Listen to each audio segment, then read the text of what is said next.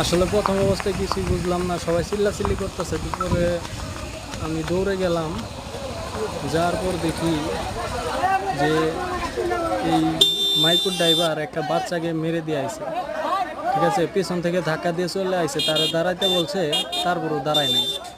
সে আরও জোরে গাড়ি টেনে আইছে, এনে আমাদের মিতালি বাজারও একটা অ্যাক্সিডেন্ট করছে। তারপরও সে দাঁড় হয় নাই। তারপরে আমাদের একজন মোটর সাইকেল দিয়ে তারে দাওড়ায় ধরছি। ধরার পরে সবাই তারা জিজ্ঞাসা এত জোরে আসলা কেন। বাদ বাকিটা আপনারা নিজের চোখেই দেখেন।